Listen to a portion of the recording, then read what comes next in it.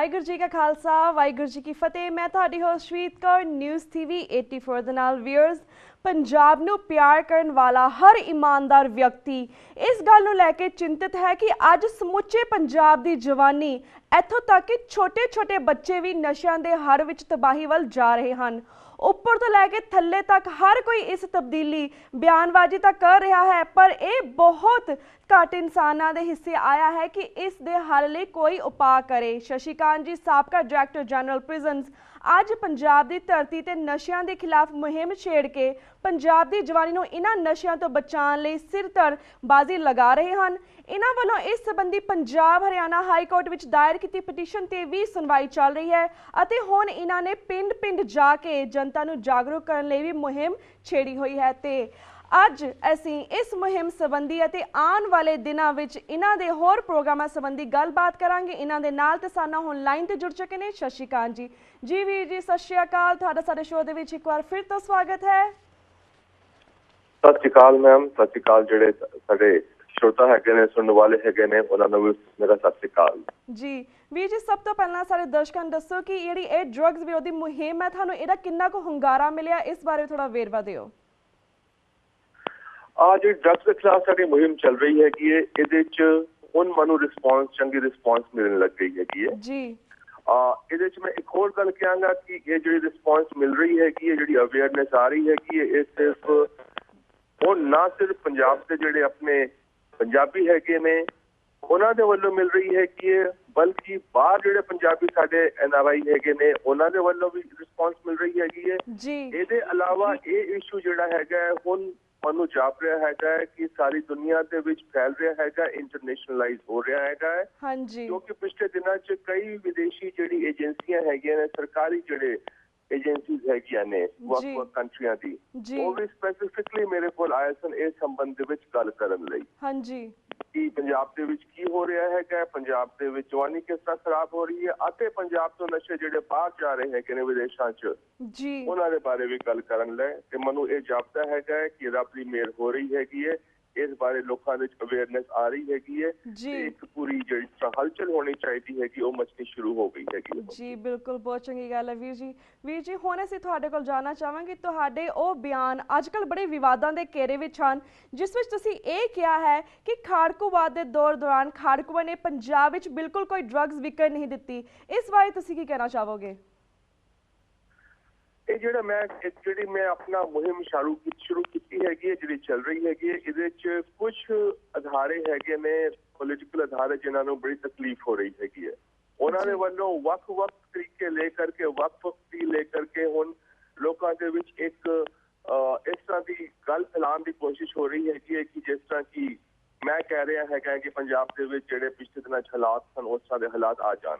ਪਰ ਮੈਂ ਜਿਹੜੀ ਗੱਲ ਕਰ ਰਿਹਾ ਹੈਗਾ ਉਹ ਫੈਕਟਸ ਦੇ ਉੱਤੇ ਆਧਾਰਿਤ ਹੈਗੀ ਹੈ ਤੇ ਜਿਹੜੇ ਵੀ ਫੈਕਟਸ ਹੈਗੇ ਨੇ ਉਹ ਮੈਂ ਜਨਤਾ ਦੇ ਮੂਹਰੇ ਲੈ ਕੇ ਆ ਰਿਹਾ ਹੈਗਾ। ਹਾਂਜੀ, ਇਹ ਫੈਕਟਸ ਹੈਗਾ ਤੇ ਇਸ ਗੱਲ ਤੇ ਕੋਲੋਂ ਕੋਈ ਡਿਨਾਈ ਨਹੀਂ ਕਰ ਸਕਦਾ ਹੈਗਾ ਕਿ ਉਸ ਵੇਲੇ ਜਦੋਂ ਪੰਜਾਬ ਦੇ ਵਿੱਚ ਖਾੜਕੂਵਾਦ ਸੀ, ਉਸ ਵੇਲੇ ਨਾ ਤੇ ਪੰਜਾਬ ਦੇ ਵਿੱਚ ਡਰੱਗਸ ਸਨ ਅਤੇ ਜਿਹੜੀ ਸ਼ਰਾਬ ਦੀ ਅੱਜ ਦੁਰਵਰਤੋਂ ਵੀ ਹੋ ਰਹੀ ਹੈਗੀ ਆ, ਇੰਨੀ ਜ਼ਿਆਦਾ ਹੋ ਗਈ ਹੈਗੀ, ਉਹ ਵੀ ਉਸ ਵੇਲੇ ਬਹੁਤ ਘੱਟ ਗਈ ਸੀ। ਇਹ ਹਿਸਟੋਰਿਕ ਫੈਕਟ ਹੈਗਾ ਜਿਹਨੂੰ ਕੋਈ ਨਕਾਰ ਨਹੀਂ ਸਕਦਾ ਹੈ। ਜੀ ਜੀ। ਤੇ ਵੀਰ ਜੀ, ਜਿਸ ਤਰ੍ਹਾਂ ਤੁਸੀਂ ਕਿਹਾ ਕਿ ਸਭ ਕੁਝ ਫੈਕਟ ਹੈਗਾ, ਤੁਸੀਂ ਗੱਲ ਕੀਤੀ ਹੈ, ਕਈ ਸੰਘਰਸ਼ ਦਾ ਹਿੱਸਾ ਰਹੇ ਕੁਝ ਨੌਜਵਾਨਾਂ ਨੇ TV 84 ਤੱਕ ਪਹੁੰਚ ਕਰਕੇ ਇਹ ਕਿਹਾ ਹੈ ਕਿ ਇਹ ਇਲਜ਼ਾਮ ਗਲਤ ਹੈ ਕਿ ਖਾੜਕੂਆਂ ਨੇ ਡਰੱਗਸ ਦੀ ਸਮਗਲਿੰਗ ਨਾਲ ਹਥਿਆਰ ਖਰੀਦ ਕੇ ਸੰਘਰਸ਼ ਚਲਾਇਆ ਹੈ। ਉਹਨਾਂ ਦਾ ਕਹਿਣਾ ਹੈ ਕਿ ਜੇ ਕਿਸੇ ਖਾੜਕੂ ਗਰੁੱਪ ਨੇ ਐਸਾ ਕੀਤਾ ਹੈ ਤਾਂ ਉਸਦਾ ਨਾਮ ਪਬਲਿਕ ਕੀਤਾ ਜਾਵੇ। ਇਸ ਬਾਰੇ ਤੁਸੀਂ ਕੀ ਕਹਿਣਾ ਚਾਹੋਗੇ? ਇਹ ਜਿਹੜੀ ਗੱਲ ਹੈਗੀ ਹੈ ਇਹ ਤੇ ਮੈਂ ਕਦੇ ਕਹੀ ਨਹੀਂ, ਮੈਂ ਹਮੇਸ਼ਾ ਇਹੀ ਕਹੀ ਹੈ ਕਿ ਜਿਹੜੀ ਫੈਕਚੁਅਲ ਪੋਜੀਸ਼ਨ ਹੈਗੀ ਹੈ ਕਿ ਉਹਨਾਂ ਨੇ ਉਸ ਵੇਲੇ ਪੰਜਾਬ ਦੇ ਵਿੱਚ ਨਾ ਤੇ ਡਰੱਗਸ ਦੀ ਦੁਰਵਰਤੋਂ ਹੋਣ ਦਿੱਤੀ, ਨਾ ਹੀ ਸ਼ਰਾਬ ਦੀ ਜਿਹੜੀ ਦੁਰਵਰਤੋਂ ਹੋ ਰਹੀ ਸੀ ਉਹਨੂੰ ਹੋਣ ਦਿੱਤੀ। ਉਹਨਾਂ ਨੇ ਪੂਰੀ ਕੋਸ਼ਿਸ਼ ਕੀਤੀ ਸੀ ਕਿ ਇਹ ਗੱਲ ਜਿਹੜੀ ਹੈਗੀ ਹੈ ਰੋਕੀ ਜਾ ਸਕੇ। ਜਿਸ ਤਰ੍ਹਾਂ ਮੈਂ ਹੁਣੇ ਕਿਹਾ ਹੈਗਾ, ਇਹ ਇੱਕ ਹਿਸਟੋਰਿਕ ਫੈਕਟ ਹੈਗਾ, ਇਹਦੇ ਵੱਲੋਂ ਇਹਨੂੰ ਕੋਈ ਡਿਨਾਈ ਨਹੀਂ ਕਰ ਸਕਦਾ, ਇਹਨੂੰ ਨਕਾਰਿਆ ਨਹੀਂ ਜਾ ਸਕਦਾ ਹੈਗਾ। ਇਹਦਾ ਕ੍ਰੈਡਿਟ ਮੈਂ ਦੇਣਾ ਹੈਗਾ। ਜਿਹੜਾ ਹਿਸਟੋਰਿਕ ਫੈਕਟ ਹੈਗਾ ਮੇਰੇ ਕਹਿਣ ਤੇ ਨਹੀਂ ਗੱਲ ਮੁੜੇਗੀ, ਕਿਸੇ ਹੋਰ ਦੇ ਕਹਿਣ ਤੇ ਗੱਲ ਜਿਹੜੀ ਹੈਗੀ ਹੈ ਟਵਿਸਟ ਨਹੀਂ ਹੋ ਸਕਦੀ ਹੈਗੀ ਹੈ ਜੀ। History speaks for itself that ਉਸ ਵੇਲੇ ਪੰਜਾਬ 'ਚ ਡਰੱਗਸ ਨਹੀਂ ਸਨ। ਹਾਂਜੀ ਜੀ ਬਿਲਕੁਲ। ਤੇ ਵੀਰ ਜੀ ਇਹ ਵੀ ਦੱਸੋ ਕਿ ਇੱਕ ਪ੍ਰਮੁੱਖ ਅਕਾਲੀ ਨੇਤਾ ਨੇ ਇਹ ਕਿਹਾ ਹੈ ਕਿ ਤੁਸੀਂ ਸਿਆਸਤ ਵਿੱਚ ਆਉਣਾ ਚਾਹੁੰਦੇ ਹੋ, ਇਸ ਲਈ ਤੁਸੀਂ ਇਸ ਕਿਸਮ ਦੀਆਂ ਗੱਲਾਂ ਕਰ ਰਹੇ ਹੋ। ਇਸ ਬਾਰੇ ਤੁਸੀਂ ਕੀ ਕਹਿਣਾ ਚਾਹੋਗੇ? ਇਹਦੇ ਮੈਂ ਦੋ ਗੱਲਾਂ ਕਹਿਣਾ ਚਾਹੁੰਦਾ ਹੈਗਾ। ਪਹਿਲਾ ਤੇ ਹੈਗਾ ਮੈਂ ਕਦੇ ਸਿਆਸਤ ਵੱਲ ਨਹੀਂ ਜਾ ਸਕਦਾ, ਕਿਉਂਕਿ ਜਿੰਨੀ ਨਫ਼ਰਤ ਮੈਨੂੰ ਸਿਆਸਤ ਦੀ ਮੈਂ ਇੰਨੇ ਕੋਲੋਂ ਵੇਖਿਆ, ਕਿਸੇ ਹੋਰ ਵੇਲੇ ਮੈਂ ਇਹ ਹੋਰ ਵੀ ਗੱਲਾਂ ਤੋਂ ਜਿਹੜੀ ਹੈਗੀ ਅੱਜ top about sum other things also ਜਿਹੜੀ ਕਿ ਸਿਆਸਤ ਵਿੱਚ ਹੁੰਦੀ ਰਹੀਆਂ ਨੇ।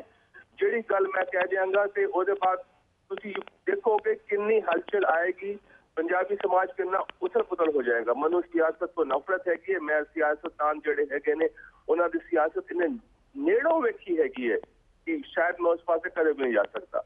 ਔਰ ਅਗਰ ਇਹ ਸਮਝਦੇ ਹੈ ਕਿ ਸਿਆਸਤ ਇੰਨੀ ਮਾੜੀ ਹੈਗੀ ਤਾਂ ਆਪ ਸਿਆਸਤ ਕਿਉਂ ਕਰ ਰਹੇ ਹੈਗੇ ਨੇ? ਜੀ ਜੀ। ਤੇ ਵੀਰ ਜੀ ਹੁਣ ਅਸੀਂ ਫਿਰ ਤੋਂ ਵਾਪਸ ਤੁਹਾਡੇ ਨਾਲ ਡਰੱਗਸ ਸੰਬੰਧੀ ਗੱਲਬਾਤ ਕਰਾਂਗੇ, ਜਿਸ ਤਰ੍ਹਾਂ ਤੁਸੀਂ ਮੁਹਿੰਮ ਛੇੜੀ ਹੋਈ ਹੈ, ਜਿਸ ਦੇ ਵਿੱਚ ਤੁਸੀਂ ਪਿੰਡ ਪਿੰਡ ਜਾ ਕੇ ਬੱਚਿਆਂ ਨੂੰ ਜਾਂ ਉਹਨਾਂ ਦੇ ਪੈਰੈਂਟਸ ਨੂੰ ਜਾਗਰੂਕ ਕਰਦੇ ਕਿ ਡਰੱਗਸ ਕਿੰਨੀ ਮਾੜੀ ਹੈ ਸਾਡੇ ਲਈ। ਇਹ ਤੁਸੀਂ ਦੱਸੋ ਕਿ ਤੁਸੀਂ ਉਹਨਾਂ ਦੇ ਨਾਲ ਕਿਸ ਤਰ੍ਹਾਂ ਦੇ ਫੈਕਟਸ ਸ਼ੇਅਰ ਕਰਦੇ ਹੋ, ਕੀ ਬੱਚੇ ਇਸ ਚੀਜ਼ ਨੂੰ ਛੱਡ ਰਹੇ ਨੇ, ਇਸ ਬਾਰੇ ਵੀ ਦੱਸੋ।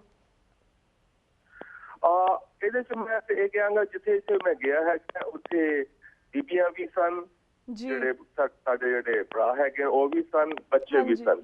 ਜਿਹੜਾ ਸਾਨੂੰ ਹੁੰਗਾਰਾ ਮਿਲ ਰਿਹਾ ਹੈਗਾ, ਜਿਹਨੂੰ ਸਾਨੂੰ ਰਿਸਪੌਂਸ ਮਿਲ ਰਹੀ ਹੈ, ਹਰ ਵਰਗ ਤੋਂ ਮਿਲ ਰਹੀ ਹੈਗੀ ਹੈ। ਬੱਚਿਆਂ ਤੋਂ ਵੀ ਮਿਲ ਰਹੀ ਹੈਗੀ ਹੈ। ਕਈ ਬੱਚੇ ਹੈਗੇ ਨੇ ਉਹਨਾਂ ਨੇ ਆਪਣੇ ਲਿਖ ਕਰਕੇ ਬਿਆਨ ਦਿੱਤੇ ਹੈਗੇ ਨੇ। ਅਸੀਂ ਇੱਕ ਫਾਰਮ ਵੀ ਰੱਖਿਆ ਹੈਗਾ ਕਿ ਫਾਰਮ ਭਰੋ। ਪੰਜਾਬ ਦੇ ਵਿੱਚ ਕਰੀਬ ਅੱਜ ਦੀ ਤਰੀਕ 'ਚ ਸਾਡੀ ਯੂਨਿਟ ਜਿਹੜੀ ਹੈਗੀਆਂ ਨੇ, ਸਾਡੇ ਜਿਹੜੇ ਬੱਚੇ ਹੈਗੇ ਨੇ, ਸਾਡੇ ਨੌਜਵਾਨ ਜਿਹੜੇ ਹੈਗੇ ਨੇ, ਕਰੀਬ ਹਰ ਥਾਂ ਤੇ ਸਾਡੀ ਯੂਨਿਟ ਖੁੱਲ ਗਈਆਂ ਹੈਗੀਆਂ ਨੇ। ਤੇ ਸਾਡੀ ਕੋਸ਼ਿਸ਼ ਇਹ ਹੈਗੀ ਹੈ, ਜਿਹੜੇ ਸਾਨੂੰ ਸਫਲਤਾ ਪ੍ਰਾਪਤ ਹੋ ਰਹੀ ਹੈ ਕਿ ਪੰਜਾਬ ਦੇ ਹਰ ਪਿੰਡ ਦੇ ਵਿੱਚ ਘੱਟ ਤੋਂ ਘੱਟ ਪੰਜ ਬੰਦੇ ਹੋਣ, ਪੰਜ ਪਿਆਰੇ ਹੋਣ to start with, who will just start creating awareness on this issue। ਇਸ ਤਰ੍ਹਾਂ ਸ਼ਹਿਰੀ ਇਲਾਕੇ ਜਿਹੜੇ ਹੈਗੇ ਨੇ ਉਹਦੇ ਜਿਹੜੇ ਵਾਰਡ ਹੈਗੇ ਨੇ, ਹਰ ਵਾਰਡ ਦੇ ਵਿੱਚ ਘੱਟ ਤੋਂ ਘੱਟ ਸਾਡੇ ਕੋਲ 5 ਬੱਚੇ ਹੋਣ ਜਿਹੜੇ ਕਿ ਉੱਥੇ ਅਵੇਅਰਨੈਸ ਕ੍ਰੀਏਟ ਕਰਨ ਦਾ ਕੰਮ ਸ਼ੁਰੂ ਕਰ ਰਹੇ ਹੈਗੇ ਆ। ਇਹਦੇ ਚ ਕਿੰਨੀ ਰਿਸਪੌਂਸ ਮਿਲ ਰਹੀ ਹੈਗੀ ਹੈ ਇਹਦਾ ਅੰਦਾਜ਼ ਤੁਸੀਂ ਲਾਓ ਕਿ ਅਸੀਂ ਕੰਮ ਸ਼ੁਰੂ ਕੀਤਾ ਸੀ ਕਰੀਬ 3 ਸਵਾ 3 ਸਾਢੇ 3 ਮਹੀਨੇ ਪਹਿਲੇ। ਸਾਡੇ ਕੋਲ ਪੰਜਾਬ ਦੇ ਵਿੱਚ ਕਰੀਬ 15,000 ਤੋਂ ਜ਼ਿਆਦਾ ਬੱਚੇ ਵੱਖ-ਵੱਖ ਪਿੰਡਾਂ ਚ ਤੇ ਸ਼ਹਿਰਾਂ ਤੋਂ ਜੁੜ ਚੁੱਕੇ ਹੈਗੇ ਨੇ, ਜਿਹੜੇ ਐਕਟਿਵ ਸਪੋਰਟਰਸ ਹੈਗੇ ਨੇ, ਜਿਹੜਾ ਕਿ ਇਸ ਬਾਰੇ ਹੁਣ ਪ੍ਰਚਾਰ ਕਰ ਰਹੇ ਹੈਗੇ ਨੇ। ਤੇ ਸਾਡੀ ਕੋਸ਼ਿਸ਼ ਇੱਕ ਹੋਰ ਵੀ ਹੈਗੀ ਹੈ ਕਿ 2014 ਸਾਡੇ ਇਲੈਕਸ਼ਨ ਆ ਰਹੇ ਹੈਗੇ ਨੇ ਇੰਡੀਆ ਦੇ ਵਿੱਚ। ਉਹਦੇ ਵਿੱਚ ਘੱਟ ਤੋਂ ਘੱਟ ਪੰਜਾਬ ਦੇ ਵਿੱਚ ਇਲੈਕਸ਼ਨ ਦਾ ਵੇਲੇ ਇਹ ਜਿਹੜੇ ਡਰੱਗਸ ਦਾ ਮੁੱਦਾ ਹੈਗਾ, that it becomes one of the most important point, ਜਿਹਦੇ ਸਾਰੀ ਪੋਲੀਟੀਕਲ ਪਾਰਟੀਜ਼ ਨੂੰ ਆਪਣੀ ਪੋਜੀਸ਼ਨ ਸਪਸ਼ਟ ਕਰਨੀ ਚਾਹੀਦੀ ਹੈਗੀ, ਉਹ ਕਰਨੀ ਪਊਗੀ। ਆਮ ਸ਼ੋਰ ਦੈਟ ਜਿਹੜੀ ਸਾਨੂੰ ਹੁੰਗਾਰ ਮਿਲ ਰਿਹਾ ਹੈਗਾ ਉਹਦੇ ਨਾਲ 2014 ਤੱਕ we'll be able to create an awareness and it will be an election point also। ਜੀ। ਤੇ ਵੀਰ ਜੀ ਤੁਸੀਂ ਆਉਣ ਵਾਲੇ ਸਮੇਂ 'ਚ ਹੋਰ ਕਿਹੜੇ ਸਟੈਪਸ ਚੱਕੋਗੇ?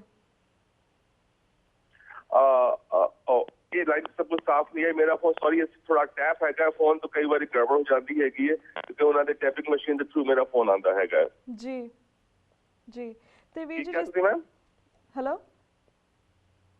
ਹੈਲੋ ਹਾਂਜੀ ਵੀਰ ਜੀ, ਜਿਸ ਤਰ੍ਹਾਂ ਹਰ ਵਾਰ ਇਸ ਤਰ੍ਹਾਂ ਗੱਲ ਕਰਦੇ ਤੁਹਾਡੇ ਕਿਸੇ ਬਾਹਰਲੀ ਸੰਗਤਾਂ ਲਈ, ਬਾਹਰਲੇ ਦਰਸ਼ਕਾਂ ਲਈ ਹਮੇਸ਼ਾ ਸੁਨੇਹਾ ਲੈਂਦੇ ਆ। ਹਰ ਵਾਰੀ ਤੁਸੀਂ ਕਹਿੰਦੇ ਕਿ ਬਾਹਰ ਜੇ ਆਉਂਦੇ ਨੇ ਇੰਡੀਆ ਤੋਂ ਨੇਤਾ ਵਗੈਰਾ ਆਉਂਦੇ ਨੇ, ਉਹਨਾਂ ਨੂੰ ਗਿਫਟਸ ਨਾ ਦਿੱਤੇ ਜਾਵੇ, ਉਹਨਾਂ ਨੂੰ ਇੰਨਾ ਸਤਿਕਾਰ ਦਿੱਤਾ ਜਾਵੇ। ਤੁਸੀਂ ਇਸ ਵਾਰ ਵੀ ਤੁਹਾਡੇ ਕੋਲ ਸੁਨੇਹਾ ਲੈਣਾ ਚਾਹੁੰਦੇ ਕਿ ਤੁਸੀਂ ਸਾਨੂੰ ਦੱਸੋ ਕਿ ਇਸ ਵਾਰ ਕੋਈ ਐਕਸ਼ਨ ਪਲਾਨ ਜਾਂ ਕੋਈ ਸੁਨੇਹਾ ਤੁਸੀਂ ਬਾਹਰਲੀਆਂ ਸੰਗਤਾਂ ਨੂੰ ਦੇਣਾ ਚਾਹੁੰਦੇ ਹੋ? ਜੀ ਭਾਜੀ ਮੇਰਾ ਸੁਨੇਹਾ ਤੇ ਪੰਜਾਬ ਦੇ ਬਾਹਰ ਜਿਹੜੇ ਸਾਡੇ ਭੈਣ ਭਰਾ ਹੈਗੇ ਉਹਨਾਂ ਨੂੰ ਇੱਕ ਹੀ ਹੈਗਾ ਹੈ। ਕੁਝ ਦਿਨ ਪਹਿਲੇ ਹੀ ਇੱਥੋਂ ਕਾਫੀ ਲੀਡਰਸ ਗਏ ਸਨ, ਕਾਫੀ ਕੁਝ ਅਫਸਰ ਗਏ ਸਨ, ਕਾਫੀ ਹੋਰ ਲੋਕੀ ਗਏ ਸਨ। ਕਿਸ ਤਰ੍ਹਾਂ ਉਹਨਾਂ ਦਾ ਸਵਾਗਤ ਹੋਇਆ ਹੈਗਾ, ਕਿਸੇ ਦੀ ਹਿੰਮਤ, ਕਿਸੇ ਦੀ ਜ਼ਰੂਰਤ ਨਹੀਂ ਪਈ ਸੀ ਕਿ ਉਹਨਾਂ ਨੂੰ ਸਵਾਲ ਪੁੱਛੇ ਕਿ ਉਹਨਾਂ ਪੰਜਾਬ ਦੀ ਭਲਾਈ ਲਈ ਕੀ ਕਰ ਰਹੇ ਹੈਗੇ ਨੇ। ਇਹਦੇ ਮੈਂ ਕੀ ਸੰਦੇਸ਼ਾ ਦਿਆਂ ਕਿ ਜਦੋਂ ਇਹ ਸੰਦੇਸ਼ਾ ਜਿਹੜਾ ਹੈਗਾ, ਮੇਰੀ ਬੇਨਤੀ ਜਿਹੜੀ ਹੈਗੀ ਹੈ, when it falls on their deaf ears, ਉਹ ਜਦੋਂ ਇਸ ਬਾਰੇ ਕੁਝ ਵਿਚਾਰ ਹੀ ਨਹੀਂ ਕਰਦੇ ਹੈਗੇ ਤੇ ਉਹਨਾਂ ਨੂੰ ਸੁਨੇਹਾ ਦੇਣ ਦਾ ਮੈਨੂੰ ਜਾਪਦਾ ਨਹੀਂ ਕੋਈ ਹੋਰ ਫਾਇਦਾ ਰਹਿ ਗਿਆ ਹੈਗਾ।